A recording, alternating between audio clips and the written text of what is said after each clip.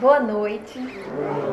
Sejam bem-vindos. Esse é o nosso café de agosto de 2016. É com muito prazer que nos encontramos aqui. O nosso café, ele tem a Café com PNL, tem o direcionamento e o eixo da metodologia de neurolinguística. E a nossa dinâmica é que as pessoas que chegam no horário podem dar temas para que a gente possa fazer uma espécie de costura, separar por temas e falar sobre os temas que vocês colocaram, propuseram, sob a ótica da neurolinguística. Então, nós tivemos vários temas hoje. Uma das coisas é a introdução sobre PNL. A introdução de PNL a gente sempre fala um pouquinho para as pessoas terem uma ideia, mas vamos estar iniciando com o que é a neurolinguística. Depois tivemos trabalho em equipe, como administrar uma empresa, como direcionar uma empresa. É parecido ou é diferente administrar e separar para quem colocou? Ok. E vendas. Temos também sexualidade na adolescência, artes marciais, impacto e a influência da música na nossa vida, e o impacto emocional. Temos também mudança de personalidade e mudança de vida profissional. Bom, vocês vieram no lugar certo, hein? Porque PNL é mudança. É maravilhoso para mudar. Muito bom mesmo. O único pré-requisito é que a pessoa queira, tá? Porque parece mágica, mas não é mágica. Cada um é quem precisa tomar a decisão do que quer para sua vida, do que decide, do que escolhe. Então, nós podemos começar com a ideia da neurolinguística. Primeiro, assim, o nome, a sigla PNL, Programação Neurolinguística. Programação, porque parte do princípio em que as coisas que nos movimentam, as decisões que nós tomamos no dia a dia, o que nós fazemos tem a ver com os aprendizados e o comportamento que nós aprendemos na nossa vida, principalmente na nossa infância. Então, nós temos objetivos e comportamentos na vida agora, de adulto, porque tomamos decisões e traçamos objetivos no passado. Então, por isso o nome é programação. Uma programação vem de meio da década de 70, de quando os computadores eles estiveram saindo das empresas e indo para casa das pessoas, dos usuários comuns. Então, a ideia que vinha de programação para linkar com a lógica do funcionamento da mente. Então, por isso chama programação. O N de neurolinguística, de neuro, porque neuro tem a ver com as sinapses e a organização da nossa mente, de como é que nós armazenamos as nossas memórias. Então, vocês também aprendem esse armazenamento, como é essa sinapse, quando estão estudando neurolinguística.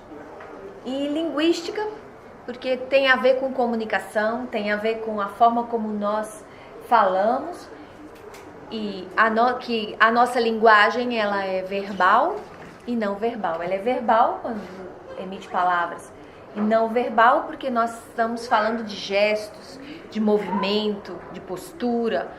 Isso também nós comunicamos. Então, por isso, meio... O que significa PNL, Programação Neurolinguística. Então, resumindo, tudo aquilo que você aprende desde o momento em que você é concebido, que vai registrando informações, a partir do momento que você sai da barriga da mãe, começa a aprender com seus próprios experiências. Isso tudo vai gerando o que a gente chama de uma neurologia para fazer um comportamento. Então, o comportamento seria a linguística, que pode ser o jeito como você comporta, vai levar o seu corpo, que é a linguagem não verbal, e vai levar vão levar as suas palavras, que é o que a gente chama de verbal. Então, o jeito que você expressa o seu comportamento tem uma neurologia funcionando para que funcione no sentido de músculos são gerado ação, mas essa ação só é possível porque tem um aprendizado anterior. Eu só posso fazer algo se eu aprendi esse algo em algum momento da minha vida. Então, todo esse aprendizado é a programação, toda a neurologia que vai fazer esse programa funcionar para gerar um comportamento. Então, o estudo da PNL vai desde os programas, de como foi armazenado o aprendizado, como é que todo o sistema nervoso está funcionando para gerar essa ação e como é que eu me movo no sentido de ação, que seria o meu comportamento. Então é um leque de informações para ser estudada dentro de uma única pessoa. Imagine de todas as pessoas com modelos diferentes. Então, Richard Bandler, que foi o sistematizador junto com muitas outras pessoas, eles reuniram informações da psicanálise, da psicologia, da cinesiologia, de vários outros processos terapêuticos e também da observação que eles tinham a respeito do comportamento humano. Eles iniciaram observando como é que as pessoas que faziam algo, que faziam tão bem feito, e elas não sabiam explicar como é que elas faziam. Então alguém conseguia podar um jardim, era um jardineiro, e ele conseguia podar esse jardim de uma forma excelente, que ninguém mais fazia como ele. Então eles começavam a observar essa pessoa para fazer o que eles chamaram de modelagem, modelando a excelência dessa pessoa no que ela faz, porque nem ela conseguia explicar o que ela fazia. À medida que você vai fazendo algo, muitas vezes, você meio esquece o passo a passo. Então, você vai fritar um ovo, você vai fazer um feijão. Aí diz, mas como você faz esse feijão tão gostoso? Aí, não sei, eu só faço, não tem nada que fazer, é só pegar o feijão, botar o tempero e pronto, tá tudo pronto. Fica no automático. Então, esse automático é o que o Richard Bandler foi procurar. Como é esse jeito de fazer feijão que fica tão delicioso? Como é esse jeito de podar uma planta que é tão excelente? Será que se eu conseguir saber o passo a passo, e não era um passo a passo só a receita do feijão, era o passo a passo, ou seja, o que tinha na mente da pessoa quando ela estava executando aquela tarefa. Então, um exemplo, à medida que ela ia, tudo bem, como é isso? Você pega 1 quilo de feijão, então tem os ingredientes, você vai pegando os ingredientes e vai fazendo a operação. Primeiro você coloca o feijão na água, bota de molho, faz isso, faz isso. Mas ele não bastava só o que ele chama de modelagem explícita, externa, mas ele também queria saber o que a pessoa estava pensando, sentindo e falando com ela mesma durante o processo. Então, ele queria saber exatamente o que a pessoa acreditava naquele momento que ela estava fazendo feijão. O que ela falava com ela mesma no momento em que ela estava cozinhando o feijão. O que ela pensava naquele momento. Ela estava pensando no feijão, estava pensando no que ela ia fazer mais tarde. Tudo isso importava, que ele chamou de modelagem implícita. Então, juntando a modelagem, o que a pessoa pensa junto com o que ela faz, gerava o que ele chamava de excelência. Então, e essa excelência era o que precisava ser modelado para que uma outra pessoa usando essa mesma excelência fizesse a mesma coisa. Como assim? Eles copiavam o passo a passo, nesse momento pensou isso, nesse momento fez isso. Copiavam o passo a passo e iam aplicar esse passo a passo em outra pessoa. Ou seja, uma pessoa que talvez nunca fez feijão, aí você vai copiar isso tudo, vai fazer exatamente como essa outra pessoa faz. Vai pensar dessa forma, vai se movimentar dessa forma, vai falar essas palavras, vai usar o mesmo tom de voz. Então isso era uma modelagem da excelência dessa tarefa especificamente. Então, e eles observaram que a pessoa que nunca tinha feito aquilo, ela conseguia chegar num padrão quase igual ao outro que já fazia o feijão há muito tempo. Então a gente está dando o exemplo do feijão, mas pode ser qualquer coisa. Qualquer habilidade que a pessoa já faça de forma excelente. Então o início da neurolinguística foi assim. Como é que você faz isso tão bem feito? Como você desenha tanto? E o outro? Então eu pego a receita neurológica dessa aqui que desenha e aí o outro vai fazer a mesma coisa. Não é só o passo a passo, que a gente chama o passo a passo cognitivo, o passo a passo da receita lógica. Não é. Existe algo mais internamente que falta na hora que a pessoa vai fazer a tarefa. Ok? Então é assim que funciona. A neurolinguística começou assim, tá? Na década de 70. Mas ela foi entrando em muitos lugares. E o primeiro local, assim, a primeira área que adotou a neurolinguística foram as empresas, especificamente o setor de vendas. Então eles adoraram a neurolinguística para saber como era que ajudar a fazer com que as pessoas comprassem mais, como vender mais. E a neurolinguística é um processo, uma metodologia de aprendizado. Além da área de vendas, hoje ela é usada na área médica, na área de saúde, é usada também nas escolas, em processos de administração, de gestão de tempo e também na parte onde se faz objetivos e estratégias. Então ela é muito ampla nesse sentido. Ela hoje, depois de todos esses anos, ela se infiltrou e vocês, quando fazem um curso de neurolinguística, vão perceber que vocês vão encontrar a neurolinguística em muitos locais e talvez até não tenha o nome de neurolinguística. Okay? Vocês vão perceber isso. É interessante nesse sentido. O processo de cognição da nossa mente, ele parte de como armazenamos as nossas memórias. As memórias, ou seja, os aprendizados, tudo que a gente aprende na nossa vida, ele é armazenado na nossa memória. E ele é armazenado através de imagens, de sons e sensações. Então, vocês estão aqui, estão olhando para nós. Então, vocês veem a sala, o tapete, os banners, nos veem sentadas na cadeira. Então, isso tudo gera uma imagem como se fosse uma máquina fotográfica. Vocês vão fotografando o ambiente. E isso vai ficando gravado na sua mente. Vocês também armazenam o som da nossa voz. Então, nós falamos e vocês armazenam o tom, o volume da voz, a velocidade, o ritmo. Isso é outro tipo de gravação. E também vocês armazenam as sensações, a temperatura da sala, o contato da cadeira, qual cadeira, se eu sento numa cadeira mais redondinha com braço, uma cadeira sem braço. Então, eu armazeno a informação de como é o meu corpo sentado na cadeira, como é o contato da roupa no meu corpo.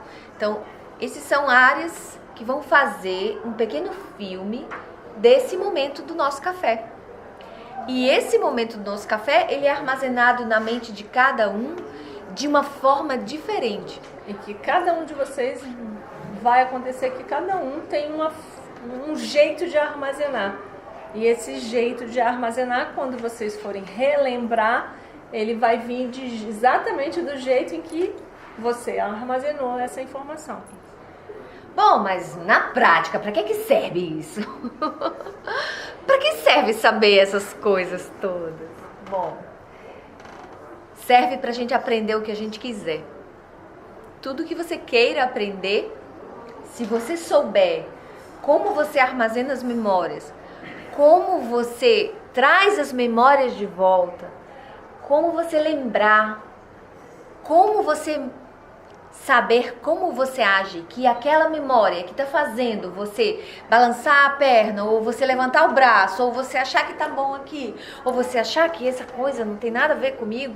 Então, todo o seu comportamento desse momento, ele é feito do que é possível para você. a partir do que as memórias permitem que você sinta, do que você ouça ou do que você veja. Elas funcionam como se fosse um pequeno filtro. E esse filtro vai impedir ou facilitar a sua aprendizagem. Dependendo da forma como você armazena algo que você tenha no passado e você queira aprender algo novo, isso vai determinar se você vai ter foco ou não vai ter foco no que você está aprendendo. Se você vai conseguir ficar quietinho, fazer uma coisa só, ou ficar com vontade de levantar e fazer outra coisa. Todas essas memórias é que vão determinar como você se comporta. Se tem imagens, você vai reagir de um jeito. Se tem muitos sons, de outra forma. Se tem muita sensação, você nem vai conseguir ficar sentado nessa cadeira por 1h30. Porque vai dar agonia, porque vai estar sentindo o tempo inteiro. E quando está sentindo o tempo inteiro, você desfoca a sua atenção do momento para a memória. E a memória vai estar puxando você, tirando você dessa presença para ir para o passado. Isso. Então nós falamos agora aqui, falamos de feijão, falamos de comportamento, falamos de imagem, de sensações. E o que acontece é que na hora que a gente fala, vocês vão lá na memória de vocês procurar informações. E quando vocês ficam lá na memória, saiu da presença. Já não está mais aqui. E aí a palestra foi embora. Isso. E aí vocês vão aprender exatamente o que vocês já aprenderam, porque estão no passado. Ou a gente fala feijão. Eu já sei fazer feijão. Eu já sei fazer feijão. Aí nesse momento perde um pedaço da presença, que é o momento, e aí o aprendizado compromete. Então, como a Karina falou, para que serve aprender a PNL? Para fazer você ficar mais presente, aproveitar mais o momento, viver mais a presença e não o passado. Ou o futuro, porque também a mente leva para o futuro. Isso. Porque para você aprender algo, você tem que estar aqui. Se você não está aqui, está no passado ou no futuro, você não vai aprender o que nesse momento está acontecendo. A gente sempre brinca um pouco quando vai dar palestras e diz, olha, foquem na nossa voz. Abram os olhos para cá. Olhem para nós. Se por acaso você não se sente confortável, troque de cadeira. E se por acaso chega alguém e começa a falar com você, mantenha o foco. Esse é um pequeno treino. E é todo dia, toda hora, todo momento. Parece uma pequena brincadeira, mas é uma forma de você ter o controle remoto na sua mão, de dizer, eu que mando aqui dentro dessa cabeça. E aí a gente pega o eixo do o que é aprender PNL, o que é uma pequena introdução do que é a neurolinguística, no sentido de que isso que faz isso. Faz isso você, como você tem o controle remoto de como é que funciona na sua memória, de como você se comporta, como você vai aprender no seu dia a dia, vai fazer também a questão da mudança da sua personalidade. Porque o que é a personalidade? Nada mais é do que tudo que você aprendeu até hoje, que vai dizer quem você é. Então, a sua persona tem várias definições de identidade, personalidade, muitas definições por muitos teóricos sobre conceitos como identidade, personalidade, self, e aí tem N nomes em relação a isso. Mas a gente pode talvez simplificar um pouquinho em relação ao conceito da neurolinguística, que a personalidade, a sua identidade, é nada mais do que todo um conjunto de aprendizados que você tem desde a sua concepção até hoje, que vai formar quem você é, a sua personalidade, a sua persona. A forma como você entra, a forma como você caminha, a forma como você fala, a forma do seu discurso, se tem começo, meio e fim, ou a forma como você solta as palavras, tudo isso determina a sua personalidade.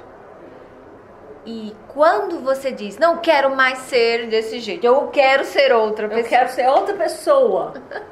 Totalmente oposto do que eu sou hoje. Muitas pessoas chegam pra nós e dizem, olha, eu não quero mais ser eu quero ser outra pessoa. Eu digo, bom, isso é um desejo de muita gente. Mas para isso acontecer, ser outra pessoa, vai precisar de um conjunto de experiências diferentes da sua pessoa anterior para formar uma outra pessoa. Primeiro você precisa saber quem é você. Ou primeiro você precisa saber o que tem para saber quem você quer ser. Isso. Porque senão, como é que você vai definir o que ou quem você quer ser se você não sabe? Eu preciso saber de onde eu estou saindo para saber aonde que eu vou. Então, quem eu sou nesse momento é um conjunto de experiências de tudo que você aprendeu até hoje. Nós encontramos muita gente que quer ser uma pessoa que já é. Por incrível que pareça. Eu gostaria de ser paciente. Aí a gente começa a fazer perguntas, mas você já é paciente, peça outra coisa. Porque nós temos uma visão distorcida de nós mesmos.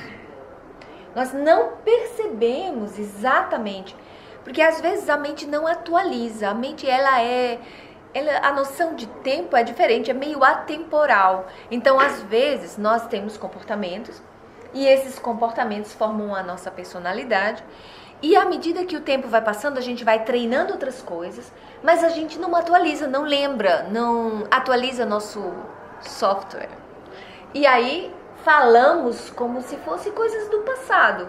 O nosso discurso é algo que não está acontecendo agora, nesse momento. Quer saber? Vou dar um exemplo. O rapaz vai e casa. Ok? Ele casa. Aí ele vai estar lá com os amigos, conversando, aí nós vamos pra pelada e não sei o que, a gente vai passear, eu vou passar as férias não sei aonde. Não, eu vou pro Rock in Rio, eu vou não sei pra onde. Tá, ok. Você vai, vai, eu vou pro Rock in Rio. E a sua mulher? Ele já tá casado, já vive com outra pessoa, mas não atualiza. Então ele fica conversando com os amigos até de madrugada e ele não lembra que tem alguém em casa. Então, é como uma pequena atualização, entende? Porque nós, às vezes, mudamos a nossa vida, mas não mudamos aqui dentro. Às vezes, nós podemos casar e aí não saímos da casa dos pais. Ainda agimos como, entende? Então, mas ninguém lavou o prato? Nós tivemos uma colega uma vez no curso que fizemos fora, e aí ela foi falar uma coisa muito importante. Ela disse que faltou aula. Mas você não foi para aula ontem? Ela disse, não veio para aula ontem. Não vim, não pôde vir. Eu disse, mas o que aconteceu? Ela disse, eu tinha uma coisa muito importante para fazer, porque eu não tinha mais roupa para vir para aula. E eu percebi que as minhas roupas, elas estavam todas sujas, por isso que não dava para vestir. E aí eu vi que eu tinha que lavar as roupas. E aí ela disse, então nós resolvemos, eu e a minha amiga, que nós não viríamos para aula porque nós íamos lavar roupa. E quando nós nos programamos, pegamos toda a roupa e fomos para a lavanderia, chegamos lá e ficamos sentados. E a gente ficou lá sentado. E aí nada acontecia. E aí a roupa? Bom, aí chegou alguém e falou, vocês têm que colocar a roupa aqui dentro da máquina. Mas só que a máquina é daquelas que botava moedinha, e aí você tem que botar a moedinha e tem que botar o sabão. E aí, como? Que sabão? Elas não sabiam que tinham que comprar sabão para lavar roupa. Elas estavam no outro lugar, elas tinham um outro contexto, um outro momento, mas elas não sabiam. E elas estavam falando como se, nossa, eu não sabia que tinha que botar sabão na máquina de lavar. Mas esse é um exemplo de como é que nós, às vezes, mudamos a nossa vida, queremos nossas coisas, mas a gente não percebe os padrões e o jeito que a gente age na vida e que eles vão nos impedir de conseguir atuar do jeito que nós queremos. Então, quando nós falamos de mudança pessoal, significa mudar o que a gente pensa. Mudar de pensar, como é que eu faço para lavar a roupa? Agora eu moro com outra pessoa, então eu preciso saber como é que fica isso para eu ir para o Rock in Rio ou não ir para o Rock in Rio, entende? Essa pequena atualização é importante, porque nós mudamos, mas não sentimos que mudamos, não percebemos que mudamos, porque a mente faz isso. Você pode mudar o seu corpo de lugar, você pode estar aqui sentado nessa cadeira, mas a sua mente está em outro lugar. Não é incrível isso? Podemos estar em lugares divididos. A cabeça está no lugar. Onde você está? Minha cabeça está em casa, porque eu deixei a roupa para lavar, eu deixei o menino só. Então, a cabeça está em casa. Então, a cabeça está em casa e o corpo está aqui. Então, isso dificulta o aprendizado. Isso impacta no aprendizado. Então, primeiro passo para uma mudança. Onde você está? O que você acredita nesse momento que facilita a sua vida ou dificulta a sua vida? O que você quer nesse momento? Qual é o seu objetivo nesse momento? Está aqui, por exemplo. De quem foi a escolha? Porque nós, às vezes, colocamos a responsabilidade sobre as nossas escolhas com outra pessoa. Isso também impacta no aprendizado. Às vezes, as crianças querem aprender algo da escola porque a mãe que botou na escola. Aí não aprende. Eu não gostaria de estar nessa escola. E aí, eu vou e não aprendo. Ou eu não gosto desse professor, não quero assistir essa aula, aí não vou aprender.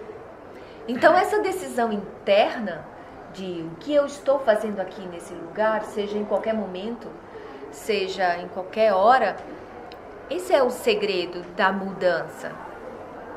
Para que eu vou mudar? Por quê?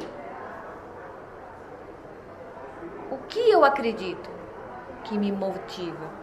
Seja na vida pessoal ou na vida profissional. Na vida profissional vai ser um reflexo da vida pessoal. Todos falam assim, não, mas é vida profissional e vida pessoal. Podemos dizer nós? Nós não acreditamos nisso. É uma crença nossa, que tem vida pessoal e profissional. Para nós só tem vida pessoal. A vida profissional é uma parte da sua vida pessoal. Tudo é a sua pessoa que vai para qualquer lugar.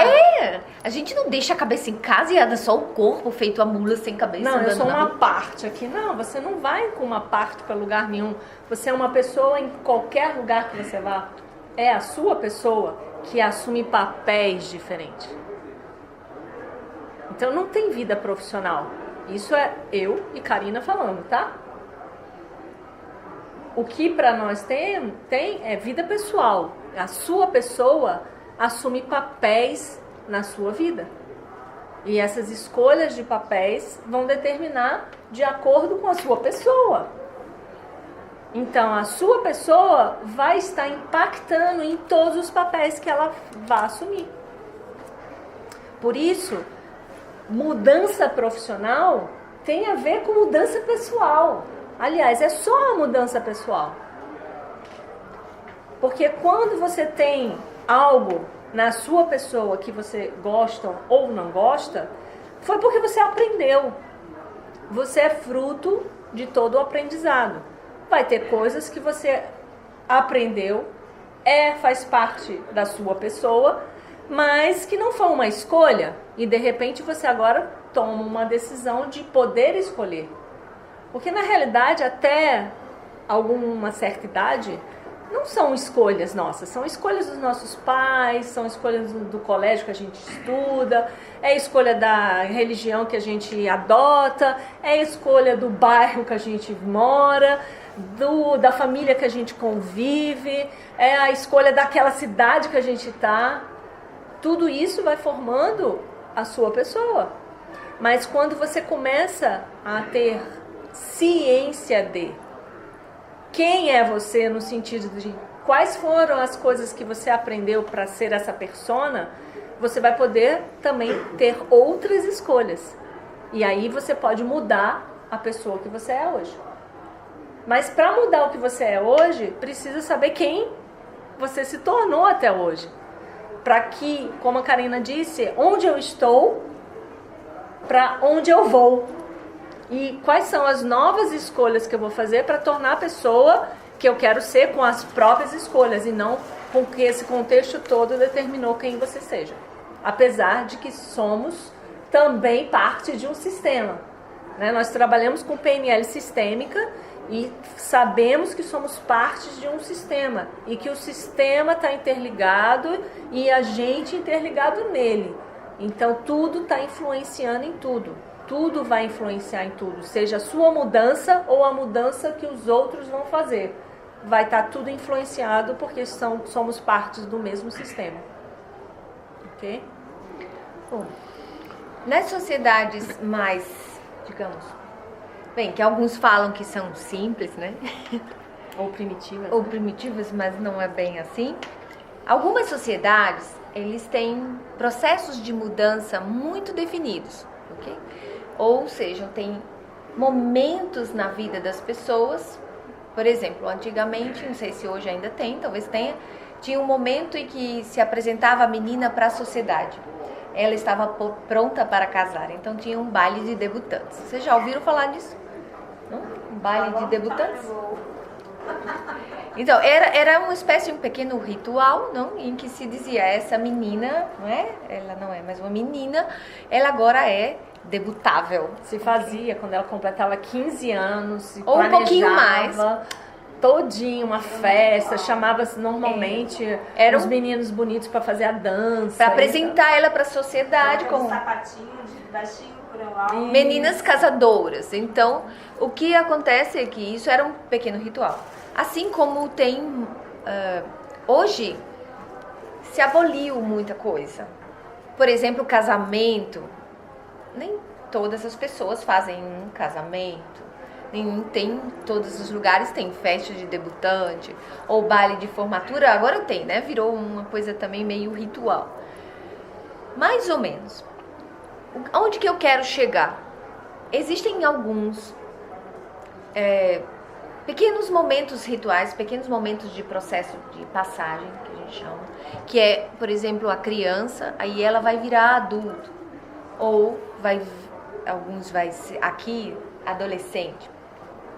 Então existem, e às vezes nas comunidades, nos locais se fazem encontros e preparação, onde tinham que se fazer algumas coisas como provas, e aí na hora que você provasse, você poderia ser adulto. Então você deixava de ser criança e passava a ser adulto, ok? Então, e eram momentos todos juntos e tinha que passar por provas para você provar que você poderia ser adulto, tanto sendo menino ou menina, ok? Então, dentro desse momento ficava muito marcado. O que eu quero falar é essa palavra, marcado. A partir de hoje eu sou um. A partir de amanhã, depois do ritual, eu vou ser outro, ok? Então isso era mais simples. Em algumas comunidades você teria que vencer, ok? Botar um tronco nas costas, correr, e quando você conseguisse chegar lá e colocasse o tronco em tal lugar, você seria um homem. Todos veriam você como homem. Okay? As meninas se retiram e ficam um tempo aprendendo algumas coisas e quando elas voltam, elas já são mulheres. Okay?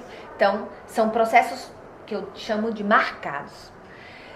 Aqui na nossa sociedade, hoje, no século XXI, alguns desses rituais ninguém faz mais. Ninguém vai carregar um tronco nas costas para mostrar que é homem ou vai passar a ficar preso numa tenda durante 6 meses, 1 ano, para depois sair mulher, né? Bom, eu particularmente acho que isso facilita muito, porque você já sabe, eu deixei uma coisa e agora eu sou outra. Porque às vezes, nesse nosso mundo, dá uma confusãozinha. E aí você cresce, tem um corpão, mas você se movimenta como uma menina, como uma criança. Ou você tem um corpo grande de homem e se movimenta como um menino, um bebê. Então hoje a gente encontra muito isso. E aí há essa distinção entre eu não sei direito, meu corpo cresceu, mas eu ainda tô bebê, eu ainda tô criança. Bom, talvez seja por falta desses rituais marcados, ok? E aí a gente não sabe bem direito em que momento da vida nós estamos. Pode ser que cause isso, tá? Então, quando nós passamos quando se sugere que eu vou começar do início, que o tema aqui é sexualidade na adolescência. Então, primeiro, por que eu falei isso? Porque nessas sociedades não tem adolescência. Você é menino, menina, e você vira mulher ou homem, ok? Adulto. Você era criança um dia e no outro dia você virou adulto. E acabou. Ok? Fechou a história. Esse processo de adolescência é uma invenção moderna, tá? É um momento moderno que a nossa sociedade inventou, não sei, às vezes eu tenho dúvida se isso foi uma criação econômica, né? Para se gastar mais dinheiro, os adolescentes consomem muito, então o adolescente que está em dúvida se ele é um menino ou se ele é adulto, então ele vai consumindo. E aí cada vez mais se dizem que a adolescência vai até 21 anos, 27 anos, e isso vai causando uma questão muito confusa na cabeça das pessoas. Ele não sabe, ele tem um corpo de adulto, mas ele pensa como uma criança. Então isso gera essa ideia. Então, e essa ideia vai permutar por muitas outras coisas.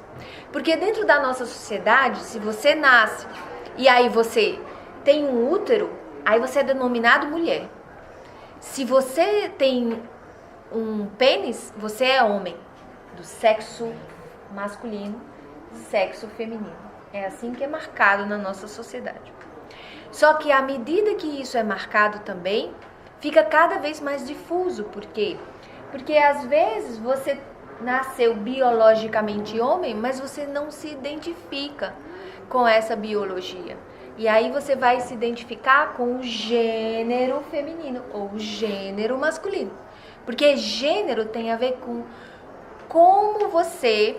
Gênero é a educação que você recebeu, ok? Então eu nasci com útero, então quem nasce com útero recebe tal educação.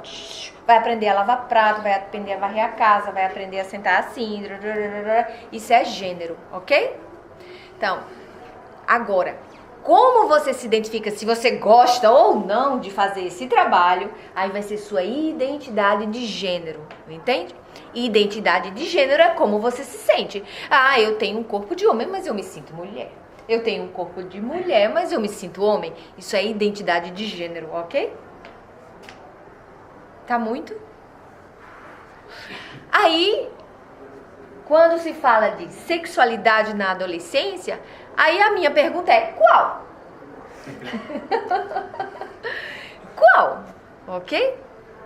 E aí nós temos uma outra coisa. É a opção, a orientação sexual, que é outra coisa completamente diferente de tudo isso.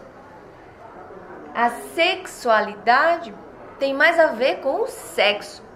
E tem a ver com a sua identidade. É a forma como você se apresenta. É a forma como você se sente. Como você exerce a sua sexualidade, a sua ganas de ter pensamento racional, de você se sentir a sua parte homem e como você sente a sua parte mulher. Então, Jung já falava que nós temos duas partes, a parte homem e a parte mulher. E a nossa educação mutila uma parte, ok? Mutila uma parte, é natural, mutila. Então todas as coisas de menino você não pode fazer. Você só vai poder fazer coisas de menino. Então se você nasce com um pênis, coisas de menina, você não pode fazer. Isso é o que a Karina diz de mutilar.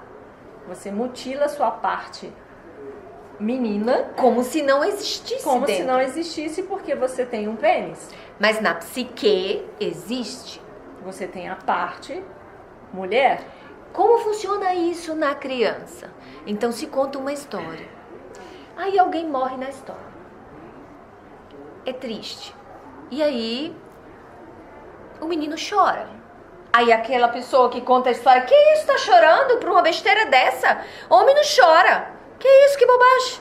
Entende? São exemplos de mutilação. De como mutila a outra parte. A parte sensível, a parte emocional. Então nós temos a parte racional e a parte emotiva do cérebro. Então o que eu digo na educação é que essa educação vai fazendo com que você não treine a parte emotiva. Então, se você proíbe que você treine com um útero, e aí é o contrário. Aí você, de repente, quer jogar bola, quer ir pra farra. Ou quer jogar um jogo estratégico, que exige muito raciocínio. Quer ajudar a pegar um peso e levar pra lá. Ou quer caçar, que existe foco, existe disciplina, determinação. E aí diz, não, Sai não pra lá, pode fazer você isso. não pode fazer, deixa que seu irmão faça.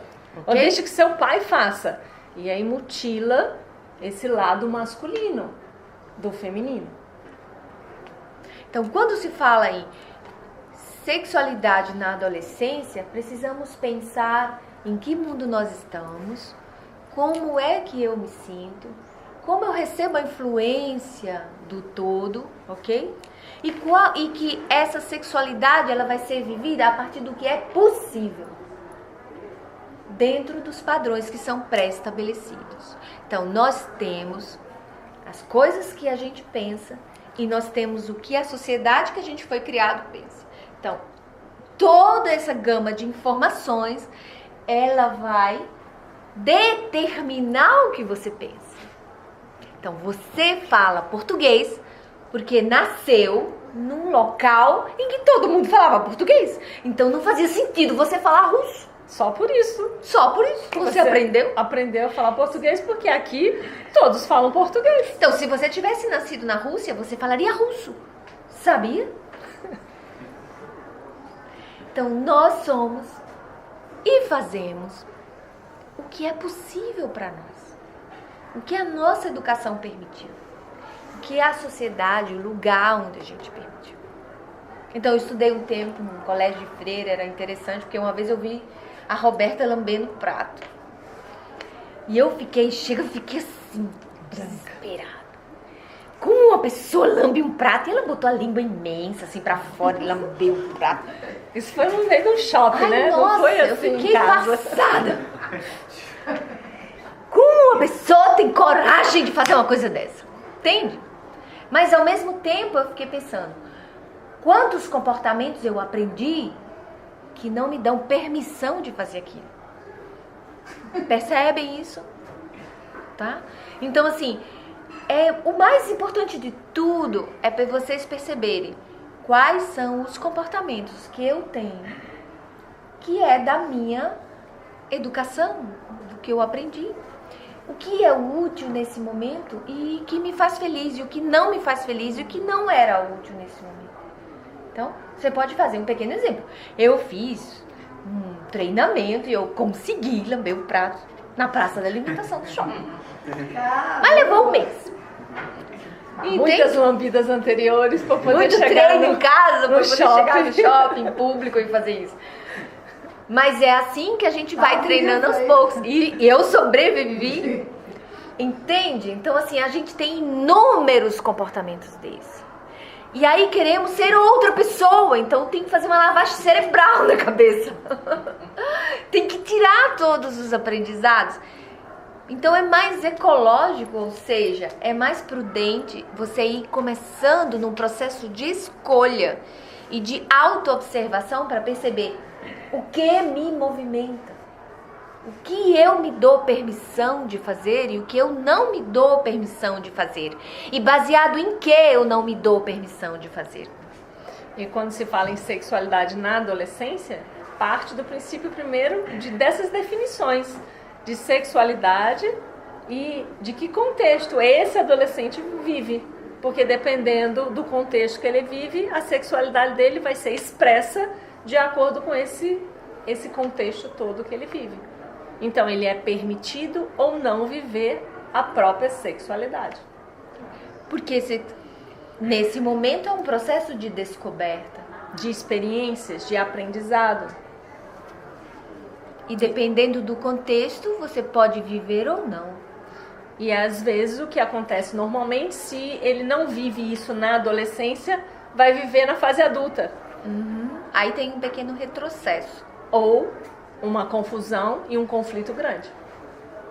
Então, vamos lá? Sexualidade tem a ver com como eu me apresento. Ok? Enquanto homem ou enquanto mulher. É uma questão que tem mais a ver com gênero. Tem mais a ver com a minha identidade sexual. Mais minha identidade com o gênero de identidade do que com o próprio sexo. Em si, entende? De nascer com um pênis ou um útero. Ou entende? como eu vivo minha vida sexual. Sexualidade tem a ver com quem eu sou. Como eu me apresento.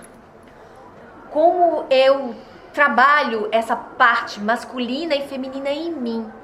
Como eu equilibro isso? Independente do sexo? Isso, o sexo não biológico. é tão importante assim. É como você vive as duas sexualidades em você.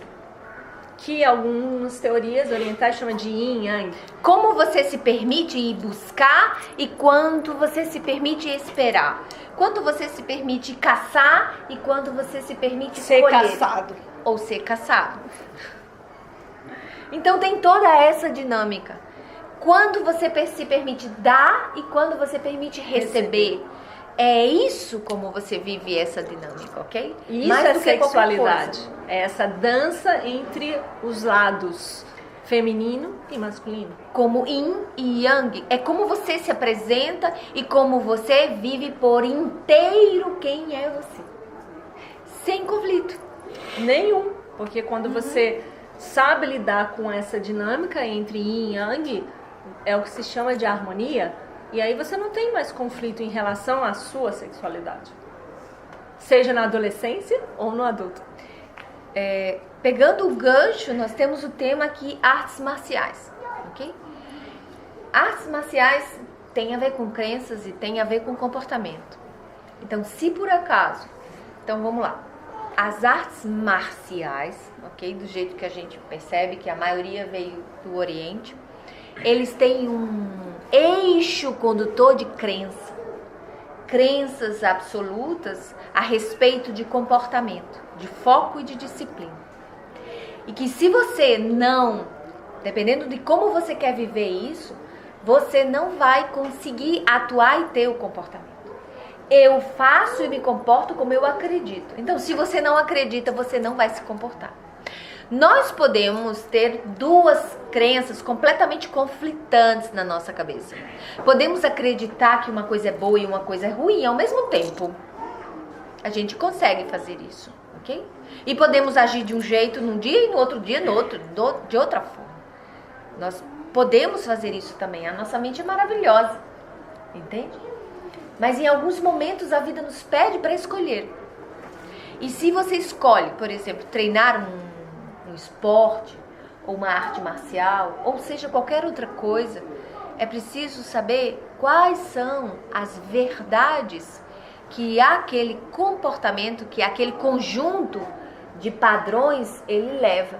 Porque se você não sabe a verdade, se você não incorpora em você, ou se você não troca o que você acredita, você não vai ter um desempenho excelente como você gostaria.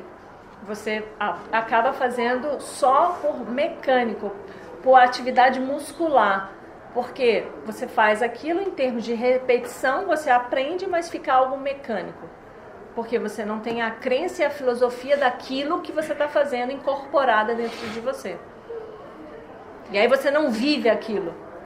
E as pessoas olham para você fazendo aquela coisa.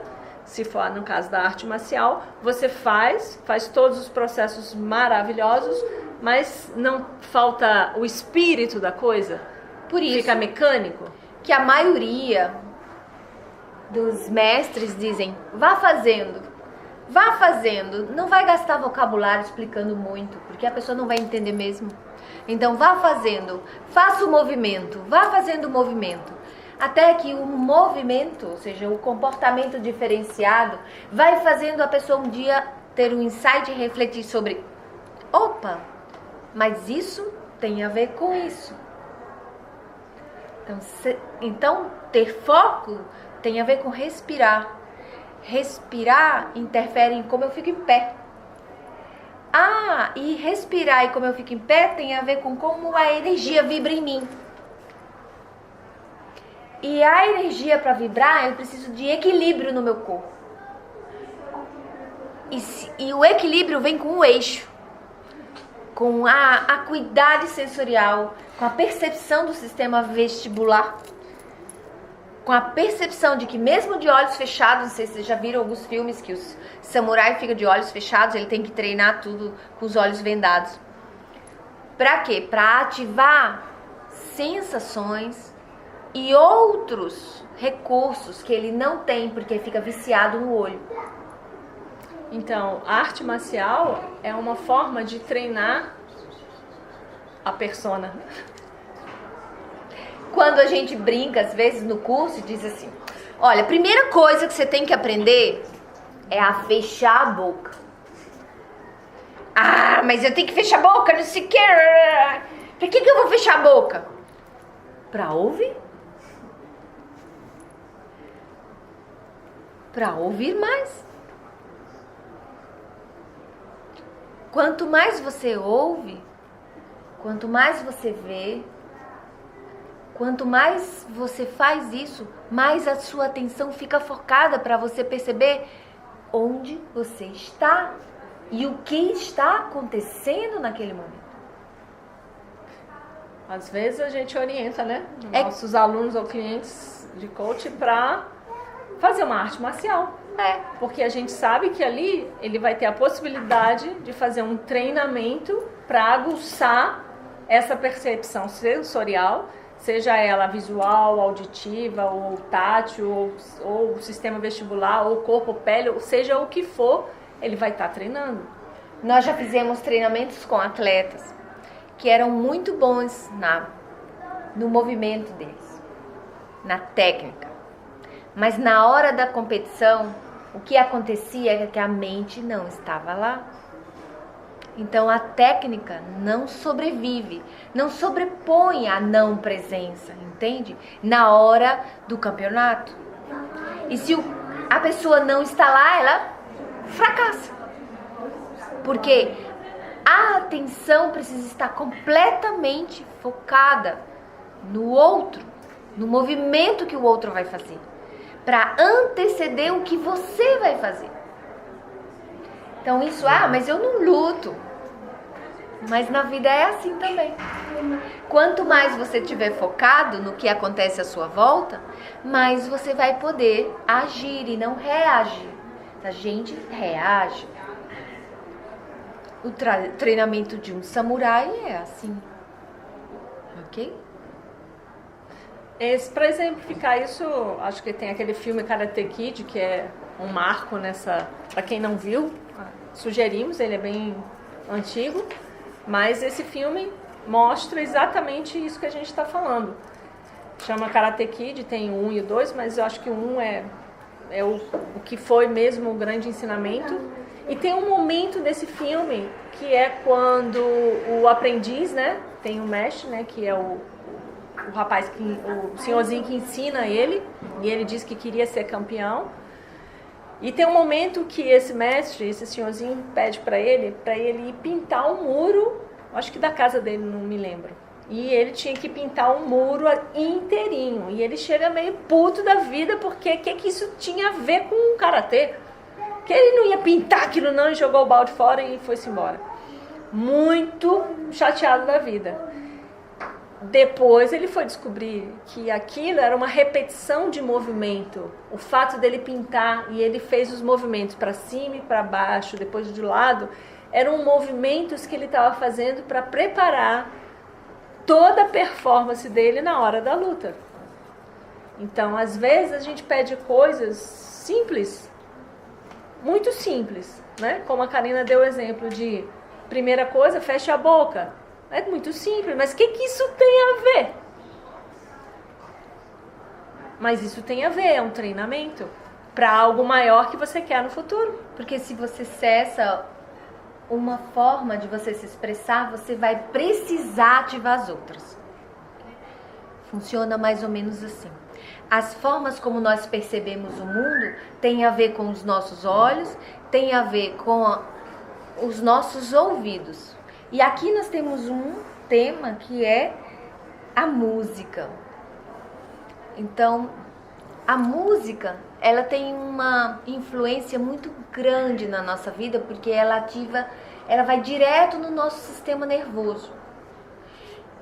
E por mais que a gente ache que sim ou não, nós não podemos bloquear isso, ok? É muito inconsciente e é muito dentro do sistema nervoso. Então as notas musicais, a frequência musical, os padrões musicais, mesmo que não tenha letra, ok? eles vão atuar diretamente. É como se a gente nós não tivéssemos filtros para isso, não tivéssemos domínio sobre isso. Elas vão impactar e vão pegar seu sistema nervoso, mesmo que você não queira, mesmo que diga, não quero isso, não tem como, ok? Que vai atuar direto na sua mente, automaticamente. Então, sabendo o quanto isso é sério, a nossa pergunta é: o que você ouve? O que você escuta? Qual é a frequência dos sons que são emitidos na sua casa ou nos ambientes onde você está? O que você coloca para dentro da sua cabeça? Não filtra.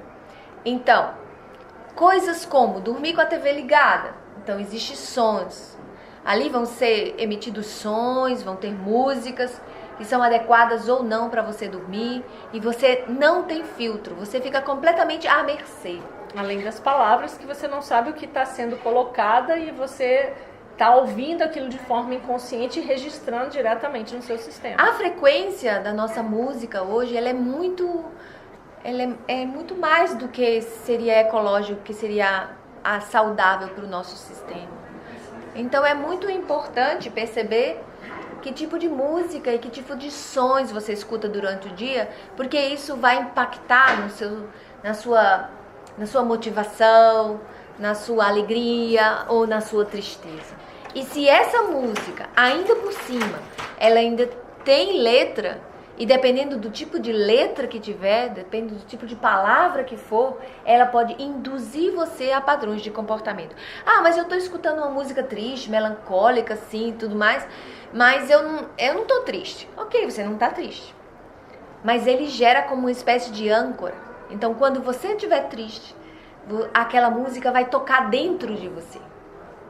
E dependendo do que ela é colocada... E da sua experiência também, de o que tem de registro na sua memória, esse registro na memória, que a gente chama em PNL de âncora, vai puxar a música aqui do lado de fora, uma memória para amplificar aquela sensação. E aí, ao invés de você sentir um pouquinho, você sente um montão. Aí aquela que você fica com aquela dor de cotovelo, porque você vai chorar mais ainda. Porque E haja sofrência. Vai amplificar mais ainda. Da mesma forma, são padrões ritmados. Alguns padrões ritmados em uma frequência maior do que o nosso ouvido suporta, ele vai condicionar você a sempre ter que escutar aquele tipo de música. E você sempre vai buscar aquele tipo de música.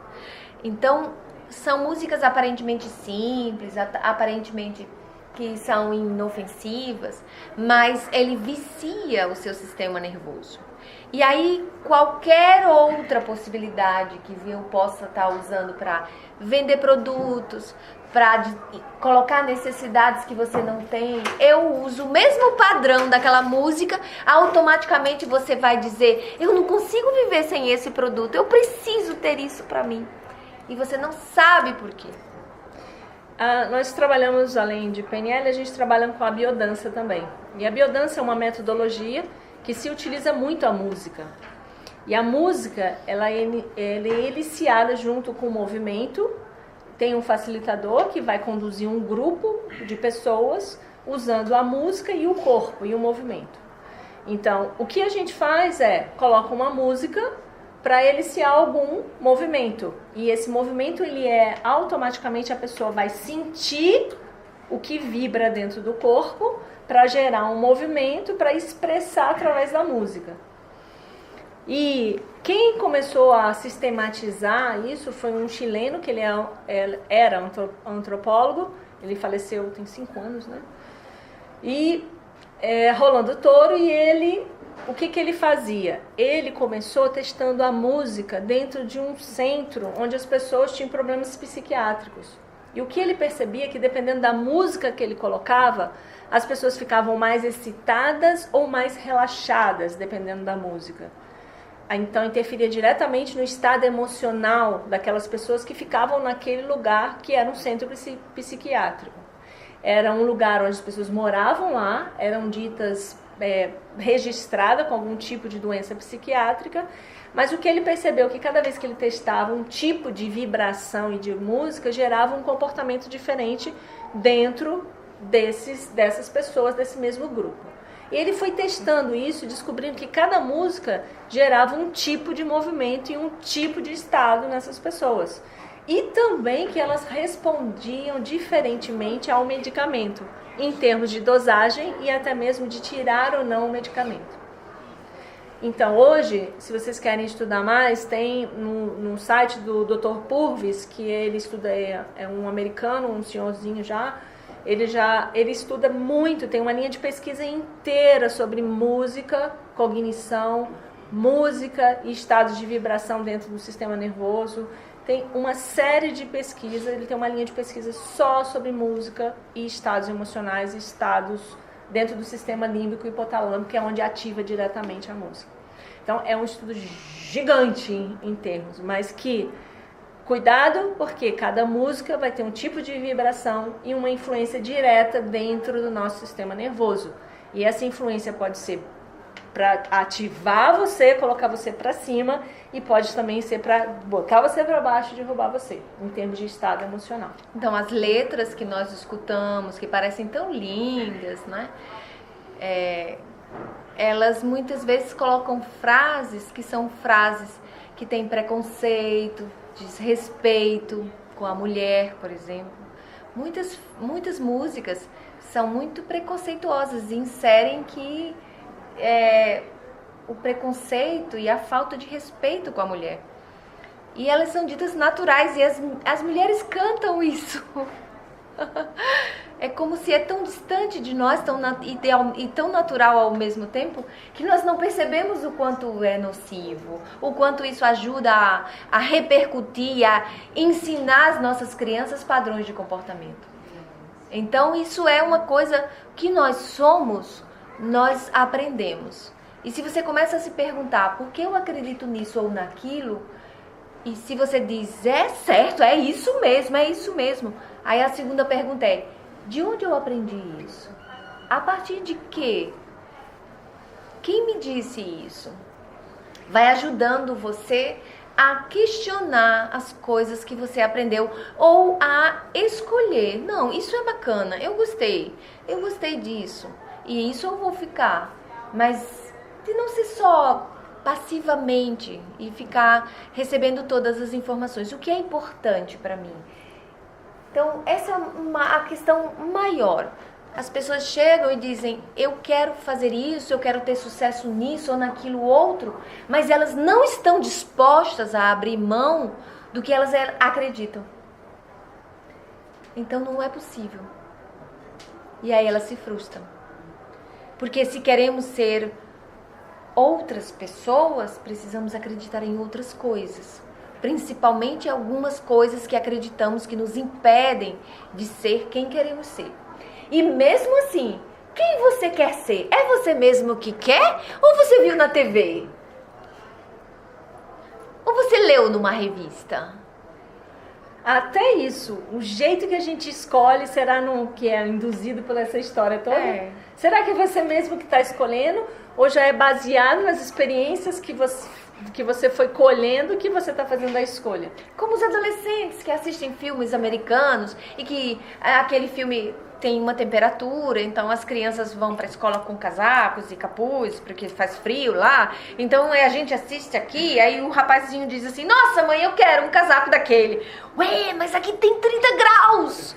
Então, não, mas eu preciso de um casaco daquele. Aí você compra o casaco e ele vai lá, sol a pino, derretendo, e ele precisa ir para a escola com aquele casaco. E difícil é você tirar para lavar, porque ele não pode chegar na escola sem o casaco. Entende? Aí passa uma semana suando no casaco para você conseguir arrancar o casaco e lavar no sábado, porque na segunda-feira o casaco tem que estar seco para ele ir de novo para a escola. Entende? Isso são padrões que a gente vê na TV, que não tem nada a ver com a gente, mas nós queremos ser as outras pessoas. É o nosso eu idealizado. Quem você quer ser? Pra quê? Por quê? Baseado em quê? Você quer ser o que você quer ser? Tem a ver com você? Ou você quer ser um personagem que você viu? Isso é muito bacana na adolescência, porque estamos procurando uma identidade. Mas chega uma idade que já não faz muito sentido.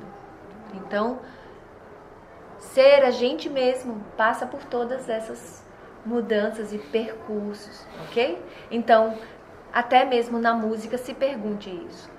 E o nosso último tema tem a ver com liderança e tem a ver com trabalho em equipe. Tem a ver com gerir uma empresa. E isso também às vezes é uma fantasia.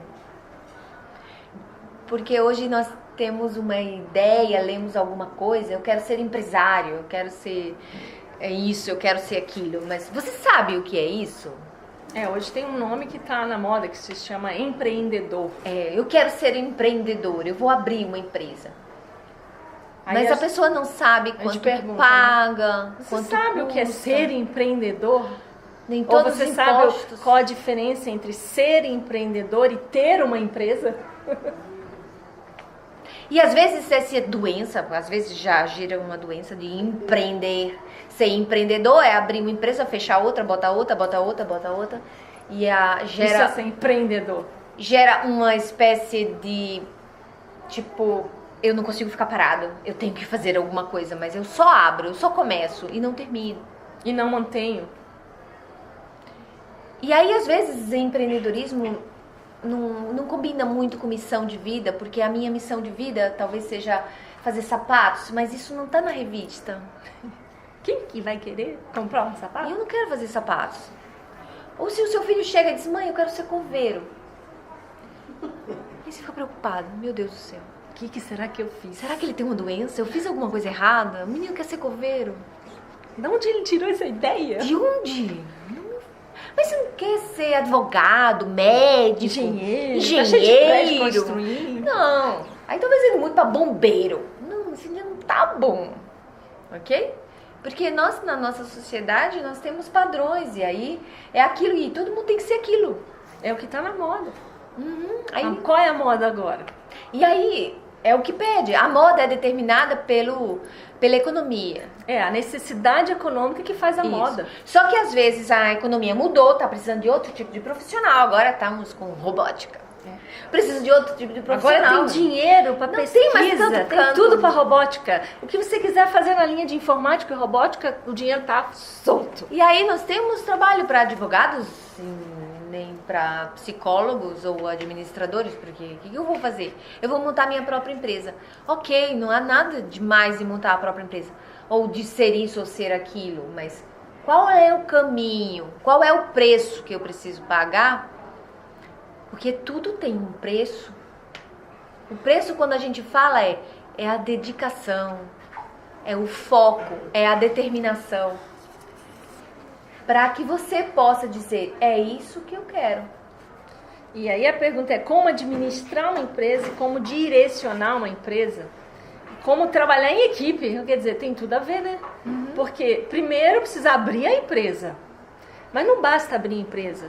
Se a sua empresa, no mínimo, vai ter que ter você, enquanto pessoa, que vai abrir a sua empresa. Mas sua empresa é só você? Se você decide colocar tudo máquina para trabalhar na sua empresa, ou você é uma empresa anônima, só você, ou autônoma, ou uma ME, ou uma limitada, ou uma SA. O que você quer? Qual é o tipo de empresa que você quer abrir?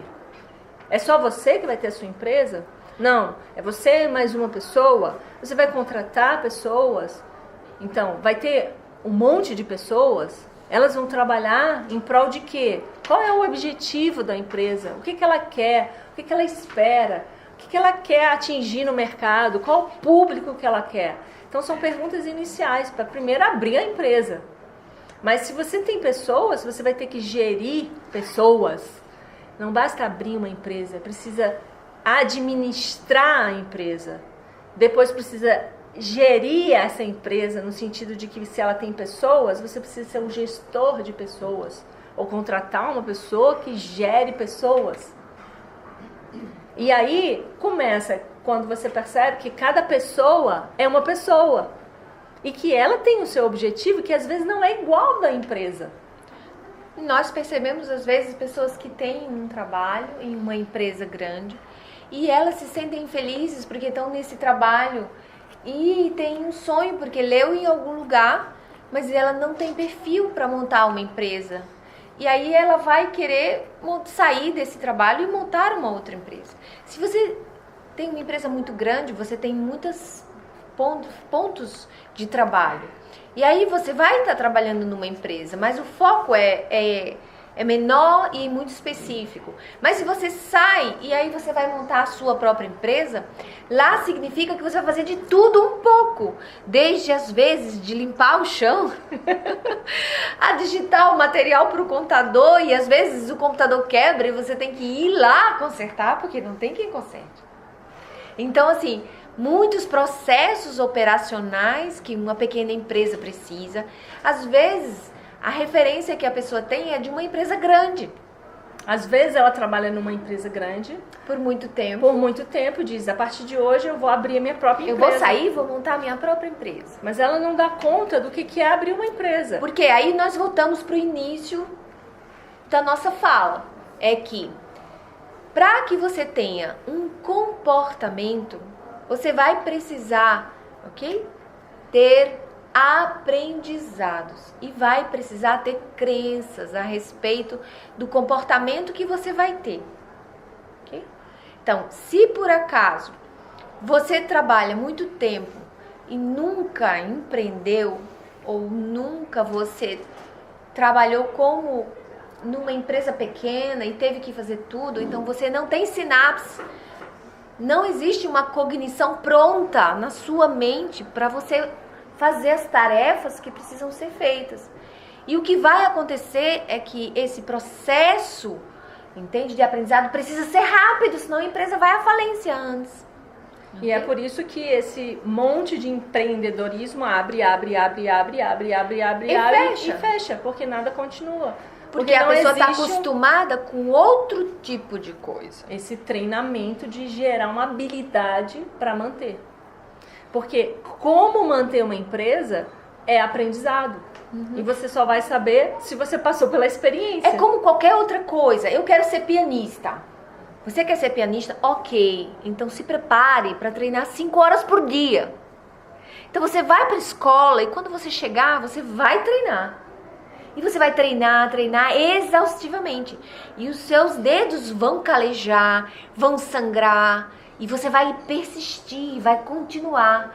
Até que você possa respirar a música. E aí lá na frente você vai sentir a música. É um processo longo. Mas dolorido? E pode ser dolorido. Tem que ter escolhas. Tudo na vida tem que ter escolhas. Eu preciso escolher se eu vou ficar e treinar. É possível fazer algo dolorido, sabendo que mais adiante você vai ter um prazer enorme. Como fazer dieta e emagrecer 30 quilos é dolorido. Mas depois você emagrece, você fica muito feliz. Acontece assim, para ficar mais fácil. Então, vamos lá. A gente tem alguma coisa que precisa escolher, tá? Então, a primeira coisa que a gente vê é as tarefas, como ela falou, do que precisa ser feito. E quando eu foco nessas tarefas que precisam ser feitas, de que eu vou treinar o piano, ou eu vou limitar a minha alimentação, o que vai acontecer é que esse momento começa a doer o dedo, porque dói o dedo. Você tem que apertar com força, você tem que ter firmeza. Você tem que ter músculo na sua mão. Seus músculos precisam ficar fortes. Pra poder... Seja tocar piano, ou seja escalar. Ou qualquer coisa que você vai fazer com o corpo. Os seus músculos precisam ser treinados, o seu corpo precisa estar treinado para que você faça aquela tarefa. E aí, quando você começa e se tem uma pequena dor, porque todo o processo tem isso, você desiste. Porque se eu foco no que acontece aqui nesse momento. Aí qual é o segredo? Porque se eu foco aqui, eu vou dizer, eu podia estar brincando com os meus amigos. Aí eu tô triste porque eu tô aqui treinando e podia estar brincando com os meus amigos.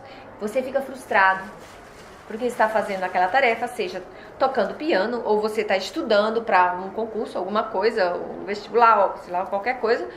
Você tem uma tarefa e você fica frustrado. Ou você vai sair com seus amigos, vai brincar. E quando você fica lá, Você fica pensando, nossa, eu devia estar estudando em casa, ou podia estar com meus amigos. Não, eu tô com meus amigos, eu podia estar estudando, não deveria estar comendo isso. Então, porque se a gente foca na primeira instância, na primeira linha, gera essa frustração.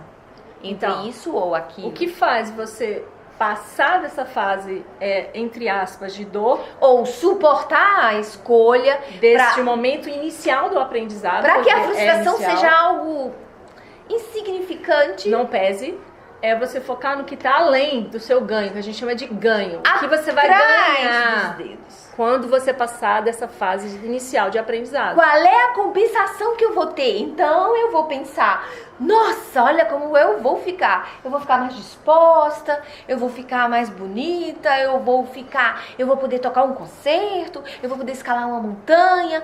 Então, eu vou poder correr tantos metros. Quando eu foco na compensação, no ganho que eu tenho, aí eu continuo. Aí a pequena dor, ela vai embora. Ela é insignificante. E aí os dedos calejam logo. E você não sente mais, entende? Então, quando a gente fala de que tudo é um processo de escolha, mas que às vezes as pessoas querem cair do céu, eu não quero ter esforço. Hoje existe algo que é impressionante. Como as pessoas fantasiam a respeito da vida. E que a vida tem que ter só alegria. Que essa vida é só luz. Só momentos felizes. Mas o que faz com que a gente considere momentos felizes são os momentos de dor. Porque senão não vou identificar que aquilo é um momento feliz. Se eu não tenho a falta, eu não vou perceber a abundância. A abundância vira uma coisa natural. Só na hora que falta água é que a gente vê a importância da água, né? Assim? Só na hora que a luz apaga é que a gente vê, nossa, mas não tem luz. E agora, como a gente vai fazer? Então, na falta, na escassez, é que a gente dá valor e percebe com a abundância. Então, esses dois processos da vida dual é que fazem a vida. E às vezes nós só queremos o doce. Não quer dizer que você vai perseguir e só sofrer. Nós não estamos falando disso. É que tudo até para crescer, o dente dói do bebê quando está nascendo. É um processo de rompimento, de abertura, de um pequeno crack que acontece na nossa mente, no nosso corpo. E vai fazer crescer. Então, querem algo? Foquem na compensação. Foquem no que vocês vão ganhar depois. E o processo da jornada fica uma coisa prazerosa. Por que eu estou estudando? Por que eu estou fazendo isso? Por que eu estou deixando de fazer isso? Estou fazendo aquilo? Por que eu estou escolhendo o que eu estou fazendo? Faz tudo isso. Então, dentro de um processo de equipe, quanto mais o gestor sabe do que está escolhendo, mais a sua equipe vai poder estar integrada junto com ele. Porque se o gestor, o líder, o chefe, ele não está lá, a equipe também não vai estar. Se ele não está presente, não sabe onde está, o que quer e o que vai fazer naquele lugar, ninguém vai saber. Porque ele é o orientador, ele é o guia. É o modelo. É o modelo a ser seguido. A gente trabalha muito com liderança. E às vezes, quando algumas empresas vão contratar a gente, as empresas perguntam se a gente quer dar uma olhadinha na equipe. E a gente fala, não precisa, basta olhar para você. Então, a gente já sabe como sua equipe se comporta. Como a sua equipe é todinha. Ou às vezes a gente vai, olha assim a equipe, a gente já tem uma ideia como é o líder. Então, às vezes o trabalho é o inverso. Como é seu líder? Cadê a equipe? A gente já sabe como é o líder. Já tem uma ideia. Então, esse processo é um processo de autodescoberta. Porque não é o fato de você dizer, façam isso que as pessoas vão fazer. Não. Eles não Aquilo vão que fazer. eu estava falando, existe o objetivo da pessoa e existe o objetivo da empresa. E o objetivo... Por isso que a pessoa, ela vai para todo lugar. E um gestor, ele precisa saber qual é o objetivo da pessoa para ver se alinha com o objetivo da empresa. E aí você gere uma equipe. Aí você alinha uma equipe para que todos trabalhem em um único objetivo, que é o da empresa e não das pessoas que estão lá. Então, quando a gente fala de trabalho de equipe, primeiro, nem todo mundo numa equipe está lá pelo objetivo do trabalho. A grande maioria está lá por um objetivo pessoal. Então, não fantasiem que as pessoas estão lá porque elas estão... Nem em ONGs você encontra isso. Tá? Total, 100%? 100% não. E às vezes até isso atrapalha um pouco. Então, quando as pessoas estão lá porque elas têm um motivo pessoal, um motivo delas para estarem lá. E aí é importante explicar qual é o objetivo do trabalho, por que se faz aquilo e saber negociar para que, se o objetivo do trabalho vai dar aquilo que aquelas pessoas querem.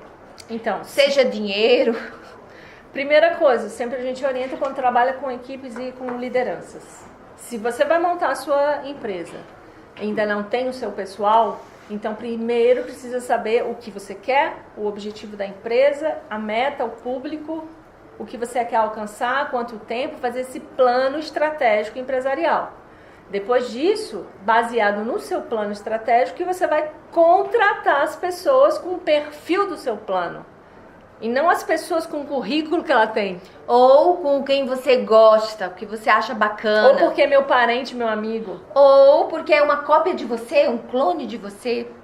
Então, você vai contratar já no início a equipe que tem alinhamento com o plano estratégico da empresa. Aí é muito mais fácil você gerir uma empresa. Ou com a tarefa que você quer fazer, se você é um coordenador e vai fazer um projeto. Então, o que o projeto precisa? De que tipo de pessoas o projeto precisa? Então, qual é o tipo de pessoa que você vai buscar que o projeto necessita? E aí, na hora de você colocar o anúncio no jornal, já tem também que estar pedindo aquele tipo que você precisa. E não um currículo. Mas como é que aquela pessoa está alinhada com o seu plano estratégico. Não é o currículo dela, é a pessoa. Bom, o motivo é algo que precisa ser dito. Porque às vezes o motivo eu vou ganhar muito dinheiro, mas nem todo mundo está interessado em ganhar muito dinheiro. Tem pessoas que só querem ter uma vida tranquila. E outras pessoas dizem que não, eu só quero ter uma vida tranquila, mas querem ganhar dinheiro. E tem gente que não quer nenhum nem outro. Nenhum nem outro. Me deixa aqui quieto e não me mexe deixa em paz. comigo, me deixa em paz. Então, deixa eu pendurado na minha rede e pronto. Aí acontece duas coisas. Às vezes você pode simplesmente fazer uma seleção e dizer, olha, isso aqui vai embora, isso aqui fica. Mas às vezes em empresas públicas isso não é possível. Você precisa trabalhar com o que tem ali. Eu digo que ser gestor em empresa pública é um grande aprendizado.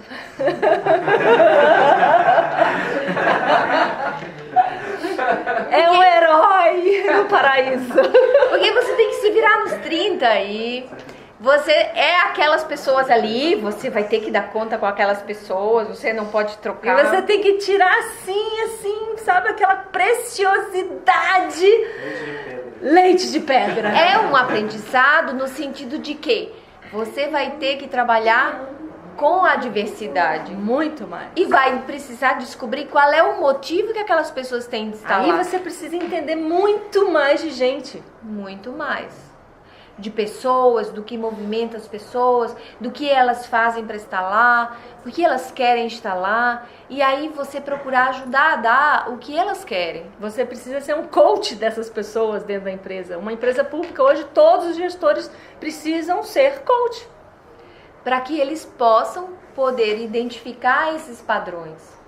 Então, assim, não basta você entender do seu negócio, você tem que entender de gente também, o que movimenta as pessoas. Porque, por enquanto, se você não tem dinheiro só para comprar robôs, e algumas tarefas não são possíveis você ter robôs, então você vai precisar realmente de pessoas, você vai ter que aprender a lidar com gente. No mínimo uma para apertar o botão. Vai ter que ter. Isso. Então, o trabalho em equipe tem a ver com por que aquelas pessoas estão na sua equipe. O que motiva elas a estarem ali com você? E como você vai fazer para atingir aquele objetivo? O segredo da liderança é você conseguir estimular aquela pessoa com ações para fazer com que elas, guiá-las num único objetivo. Porque ninguém motiva ninguém. Cada pessoa se motiva por si. O que um gestor pode fazer é promover ações. Alguns gestores promovem churrascos e dão presentes de isso e aquilo, mas hoje em dia as coisas estão muito mudadas, então às vezes essa dinâmica não funciona muito bem. Tudo depende. E algumas equipes, todos precisam estar juntos num objetivo comum. Outras equipes, não. Algumas práticas são de competir. E às vezes isso é nocivo. Às vezes em vendas eles competem uns com os outros. E aí isso não gera muita harmonia. Tem um resultado individual, mas não gera uma ajuda mútua. E aí um compete com o outro. Quem vende mais? Quem é o melhor vendedor do mês? Então isso pode, se não for bem administrado, gerar uma competição. E um derruba o outro. E no frigir dos ovos, no final, você não ganha muito. Ok? Então, e acaba a empresa perdendo como um todo. Então, algumas práticas de que todos ganham, se todos fizerem, precisa ser bem administrado, porque também pode causar. Então, um trabalha muito, aí o outro não trabalha nada. Então, precisa muita observação e muito acompanhamento, muito feedback, entende? Mensal, quinzenal, para quem não está acompanhando a equipe. Para que o que está fazendo mais não ache que está sendo explorado. E que todos tenham o mesmo padrão subindo juntos. Todos juntos, né? Um mundo. Todos juntos, nesse sentido, de um objetivo comum. Exige muito acompanhamento do gestor para poder ter isso. Por isso é mais fácil dizer assim, todo mundo se vira e quem ganhar mais, eu dou mais. Pronto. Acontece isso. Não é mais cobra rápido. Do gestor. Não cobra muito, não tem tanto trabalho, então é melhor fazer. Aí eles ficam se competindo entre si, entende? Em vendas tem muito isso.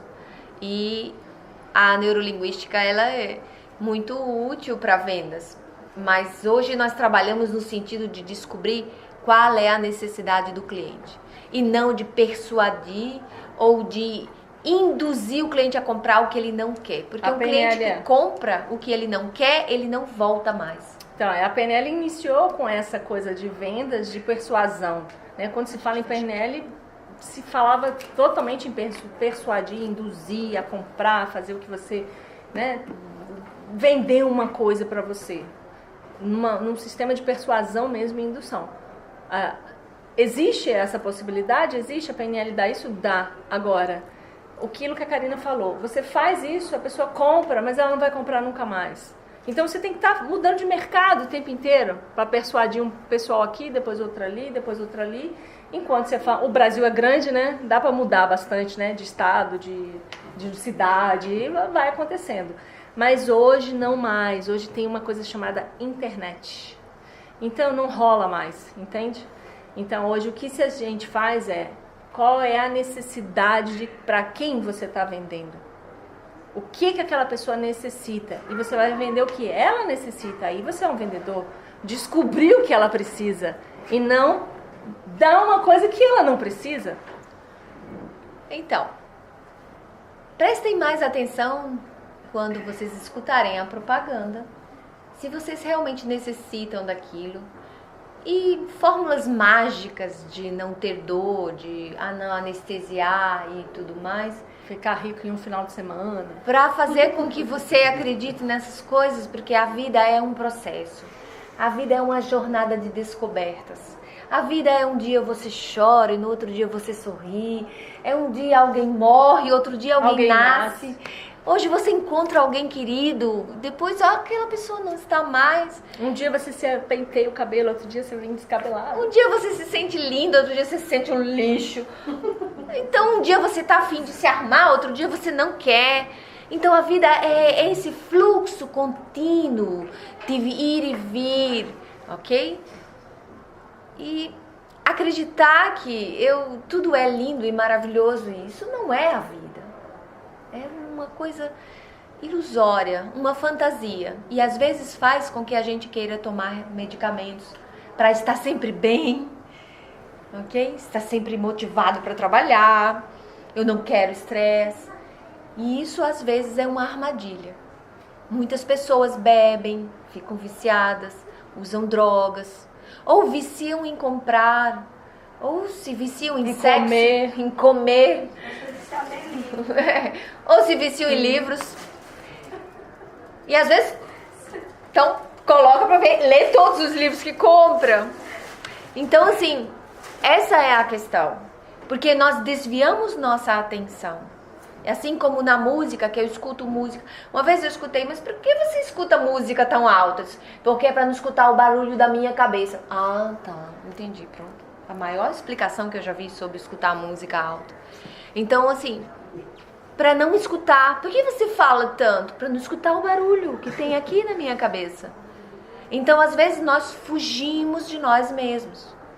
E isso é um processo que quanto mais você vai buscar, quanto mais você se dedica, mais rápido e mais sucesso você tem nos seus objetivos. E que serão compensadores. Mas nós não dizemos que é uma tarefa que é, como diz assim, é mamão com açúcar. É uma tarefa que exige desejo, exige querer, existe necessidade de crescer, existe vontade de ir além, de não ficar só nisso, só na zona do conforto. Porque às vezes conforto demais é uma ilusão.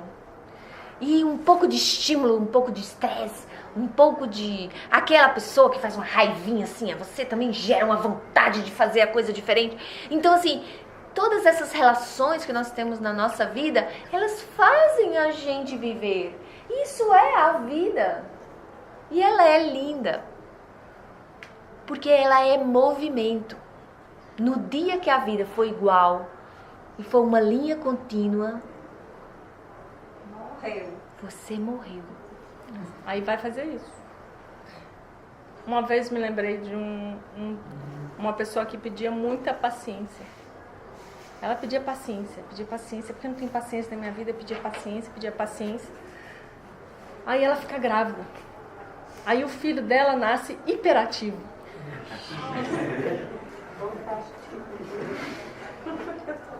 E aí ela ganhou uma oportunidade maravilhosa para treinar a paciência. Afinal, foi o pedido dela. Então pensem assim, quando as coisas acontecem no dia, pensem, o que é que eu preciso treinar com essa situação? O que essa oportunidade na minha vida está me dando? Pense em todos os momentos do seu dia como possibilidades de aprendizado. Só esse pequeno paradigma muda tudo na sua vida. O que eu preciso aprender agora? O que esse momento me traz? O que essa pessoa está me ensinando? Só isso. É tão simples. Mas é com pequenas coisas que a gente pode gerar grandes transformações na nossa vida. Ok? Bom, esse é o momento que a gente abre para se alguém quer fazer alguma pergunta. Nós temos 10 minutos. Alguém gostaria de fazer alguma pergunta? Saber o nome que ela falou daquele cara que ele tem todo estudo